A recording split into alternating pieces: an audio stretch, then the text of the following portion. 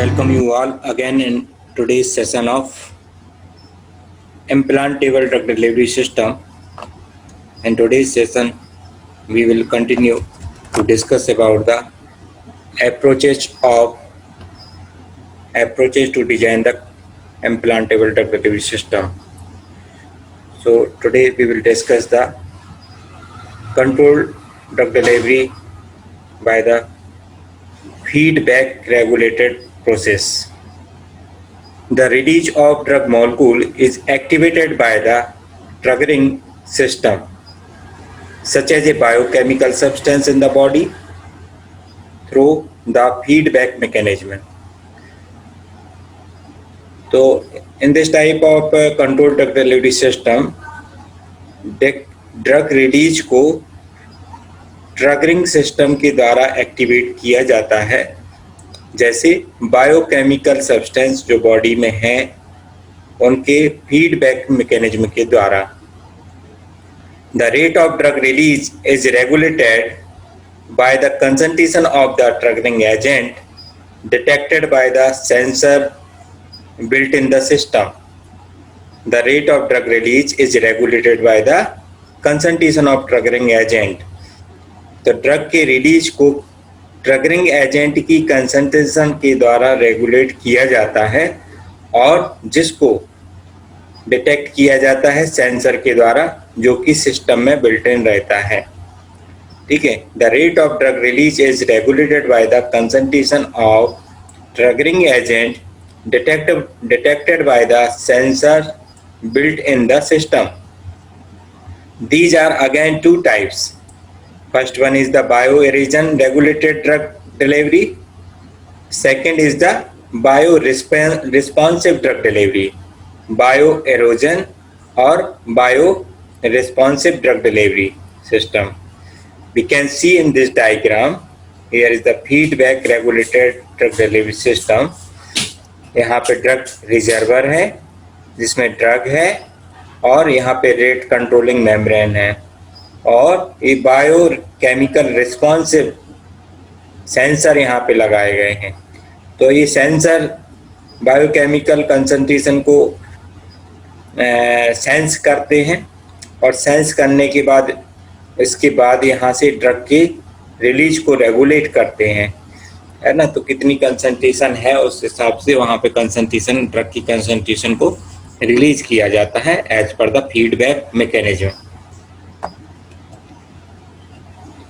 तो feedback regulated mechanism में two type था. उसमें first one is the bio erosion regulated drug delivery system. This consist of bioerodible drug dispersed polymer matrix fabricated from the polyvinyl methyl ether half ester, which was coated with the layer of immobilized urease. ठीक है. इसको बायोएरोडेबल polymer की help से बनाते हैं, है ना. This consist of bioerodible drug dispersed polymer matrix. Bioerodible polymer matrix रहती है जो कि पॉलीविनाइल मिथाइल ईथर और हाफ ईस्टर से हम जिसको बनाते हैं और उसके बाद इसकी कोटिंग करते हैं लेयर ऑफ इमोबिलाइज्ड यूरेज से. ये यूरेज से, तो यहाँ पे देखें डायग्राम में, इसमें पॉलीविनाइल इथाइल हाफ ईस्टर का एक मैट्रिक्स है जिसमें हाइड्रोकार्टिसोन को डिस्पर्स किया गया है ड्रग को. इसके बाद यूरेज को इमोबिलाइज स्टेट में यूरेज को यहाँ पे कोटिंग की गई है. At neutral pH, the polymer erodes very slowly. Neutral pH पर जो पॉलीमर है वह उसका एरोजन स्लोली होता है. In the presence of urea, लेकिन जब यूरिया अगर वहाँ पर प्रेजेंट है, the urease metabolize urea to liberate ammonia. तो जो यूरेज यहाँ पे है वो यूरिया को इसमें अमोनिया में कन्वर्ट करता है. ठीक है. यूरिया अमोनिया में कन्वर्ट होता है. ठीक है.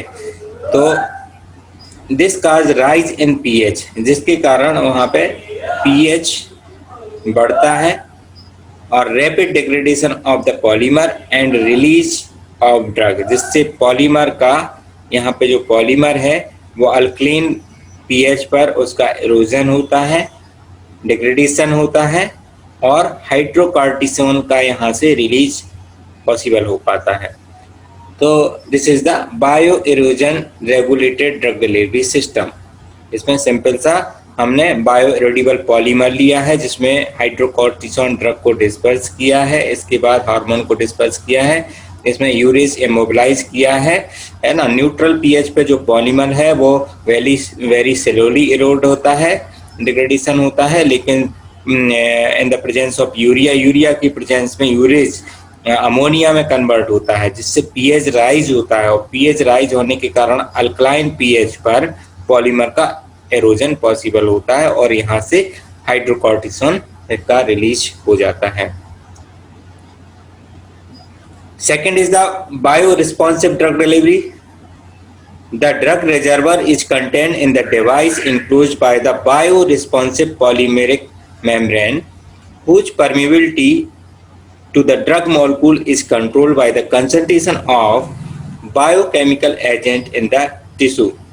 इस टाइप का जो ड्रग डिलीवरी डिवाइस होता है उसमें बायो रिस्पॉन्सिव पॉलीमेरिक मेम्ब्रेन होती है, ठीक है। उस डिवाइस को बायो रिस्पॉन्सिव पॉलीमेरिक मेम्ब्रेन के अंदर इंक्लूज किया जाता है जिसकी परमेबिलिटी कंट्रोल की जाती है बायोकेमिकल एजेंट्स जो टिश्यू में प्रेजेंट हैं, बायोकेमिकल एजेंट्स उनके द्वारा इसकी परमेबिलिटी कंट्रोल की जाती है।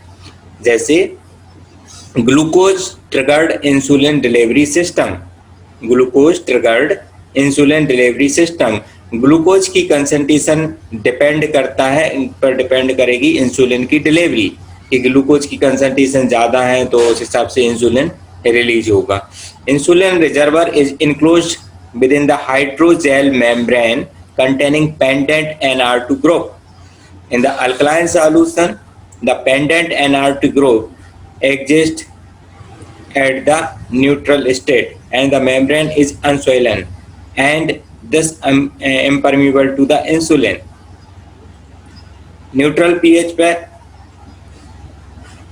alkaline pH पे क्या होगा? The pendant NR2 group at the neutral state पे रहेगा एंड मेम्ब्रेन इज अनस्वेलन और मेम्ब्रेन स्वेल नहीं होगी, ठीक है। दस इम्परमेबल टू द इंसुलिन जिसके कारण इंसुलिन के लिए इम्परमेबल रहेगा। As glucose penetrate the membrane, अगर ग्लूकोज की कंसंट्रेशन बॉडी में बढ़ती है तो वो मेम्ब्रेन को पेनिट्रेट करेगी। And oxidized by the glucose oxidase interrupt in the membrane to the gluconic acid, ठीक है। तो जो ग्लूकोज ऑक्सीडेज है जो मेम्ब्रेन में एंट्रैप्ड है वो ग्लूकोनिक एसिड में कन्वर्ट होगा। This cause protonation of the NR2 group to the NR2H positive group, this cause the membrane to swell, जिसके कारण मेम्ब्रेन स्वेल होगी और इंसुलिन वहाँ से रिलीज होगा। तो इंसुलिन का रिलीज यहाँ पे ग्लूकोज की कंसंट्रेशन के द्वारा रेगुलेट किया जा रहा है, इसलिए ये feedback regulated drug delivery system है और ये किसके द्वारा है? बायो रिस्पॉन्सिव ड्रग डिलीवरी है ना। बायो रिस्पॉन्सिव है क्योंकि इसकी कंसंट्रेशन बायोकेमिकल जो एजेंट टिश्यूज में प्रेजेंट है उसके द्वारा इंसुलिन की कंसंट्रेशन को रिलीज किया जा रहा है, डिलीवरी किया जा रहा है, इसलिए this type of drug delivery system is called the bio responsive drug delivery system.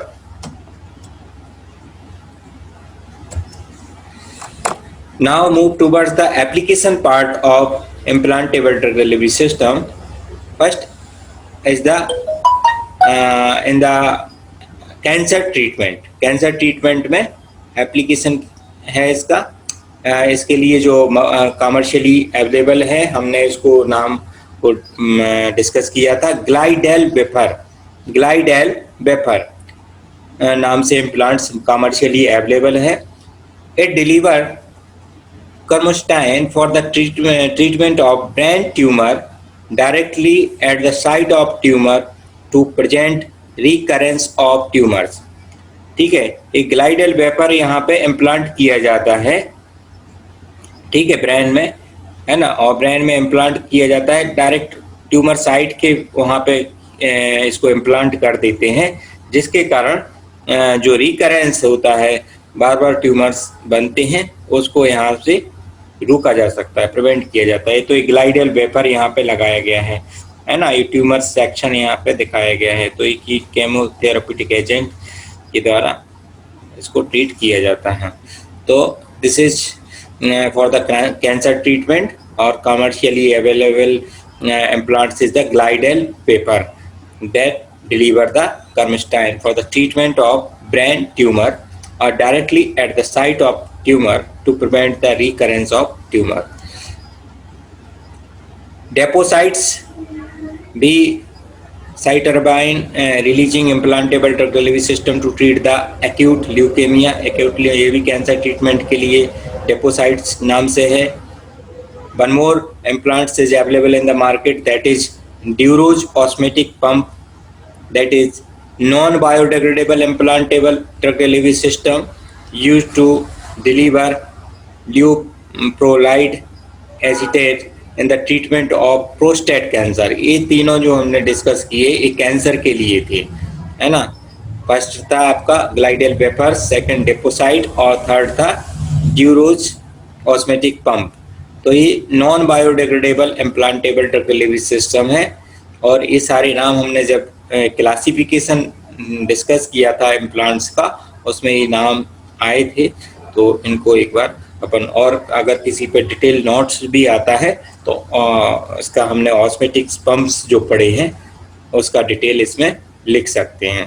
Osmotic pumps कैसे वर्क करते हैं तो वो हमने एलजेट पंप को भी डिटेल में पढ़ा था, तो उसका मैकेनिज्म थोड़ा यहाँ पे समझाया जा सकता है। This is the non biodegradable implantable drug delivery system used to deliver leuprolide acetate in the treatment of prostate cancer. Prostate cancer के लिए ये ड्यूरोज ऑस्मेटिक पंप है। ये कॉमर्शियली अवेलेबल जो यहाँ पे दिखाया गया है ऐसा रहता है। प्रोस्टेट कैंसर के लिए इसमें यूज किया जाता है। यहाँ पे मेम्ब्रेन है, ऑस्मेटिक इंजन है, पिस्टन है। तो ऑस्मेटिक इंजन इसको पिस्टन को यहाँ से पुश करता है और यहाँ पे मेम्ब्रेन के द्वारा जब फ्लूइड इंटर होता है ऑस्मेटिक ग्रेडियंट के कारण, और ऑस्मेटिक प्रेशर क्रिएट होता है और एक पिस्टन को पुश करता है और यहाँ से ड्रग फार्मुलेशन होती है और डिफ्यूजन मॉडरेटर है, उस ऑरिफिस के थ्रू ड्रग डिलीवर की जाती है। तो that is the Duros osmotic pump, Duros osmotic pump.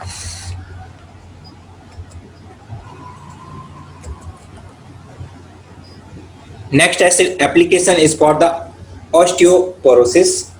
Osteoporosis के लिए भी इम्प्लांट्स का यूज करते हैं और कमर्शियली अवेलेबल माइक्रोचिप्स हैं जो कि इली लिली के द्वारा बनाई गई हैं। Eli Lilly and co workers use to deliver the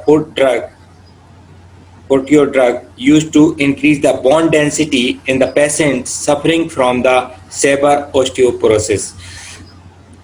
So how the device work? The device containing the microchip implanted under the skin. Skin के अंदर इसको implant किया जाता है and programmed to be monitored and controlled remotely. Program को remotely उसको monitor भी कर सकते हैं और कंट्रोल कर सकते हैं इस माइक्रोचिप को।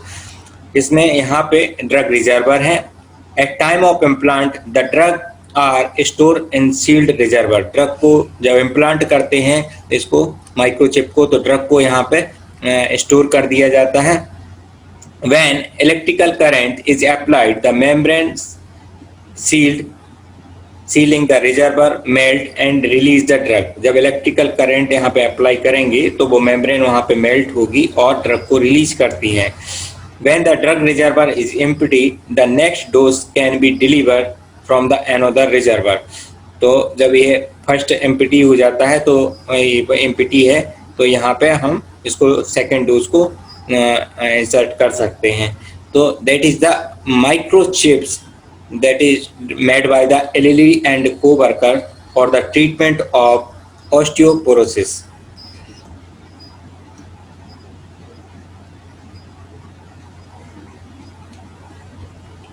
Next application is for the ocular disease. Implantable drug delivery can be used for the ocular disease. First one is the Lacrimedix.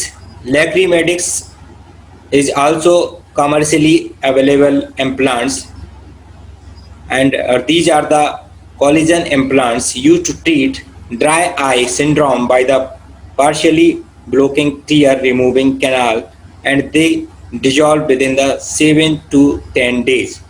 So lacrimet is used to treat the dry eye syndrome, or it is also dissolved within the 7 to 10 days. Second is the Bitracerts. It delivers the Cyclovir used to treat AIDS-related retinitis. AIDS-related retinitis को treat करने के लिए बीटासर्ट्स नाम से एक implants commercially available है। Diagram में देख सकते हैं, फिगर्स में देख सकते हैं। Next application of implantable drug delivery system is for the contraceptives. Norplants is the commercially available implants used to deliver norgestrol to achieve contraception. Contraceptions के लिए Norplants नाम से implants commercially available है। The Norplant system kit contain levonorgestrel implants, a set of 6 flexible closed capsules made up of silicone rubber tubing. ये 6 capsules इसमें होते हैं, ठीक है, और set of 6 flexible closed capsules होते हैं जो कि सिलिकॉन रबर की ट्यूबिंग के बने हुए होते हैं। Each containing 36 of progestin levonorgestrel containing in the an insertion kit to facilitate implantation. The capsules are sealed with celastic adhesive and sterilized. Each capsule is 2.4 mm in diameter and 34 mm in length. The capsules are inserted in the superficial plane beneath the skin of upper arm. यहाँ पे upper arm में इसको insert कर दिया जाता है, implant कर दिया जाता है। तो ये नॉरप्लांट नाम से कॉन्ट्रासेप्शन के लिए ये implantable drug delivery system market में अवेलेबल है।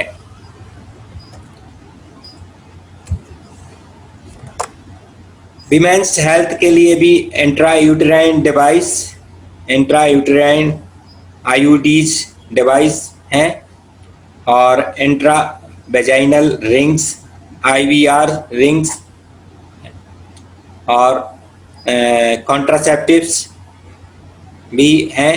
हार्मोन रिप्लेसमेंट थेरेपी स्ट्रिंग्स नाम से marketed products, improve rate of in vitro fertilisation. Hormone replacement therapy में to improve the rate of in vitro fertilisation, इसके लिए भी स्ट्रिंग्स नाम से अवेलेबल मार्केट प्रोडक्ट है। इंट्रायूटेराइन डिवाइस भी आती हैं, इंट्रावेजाइनल रिंग्स भी आती हैं यहाँ पे, और इसके बाद कॉन्ट्रासेप्टिव्स भी अवेलेबल है मार्केट में, और hormone replacement therapy to improve the rate of in vitro fertilization. A women's health के लिए भी implantable drug delivery system market में अवेलेबल है।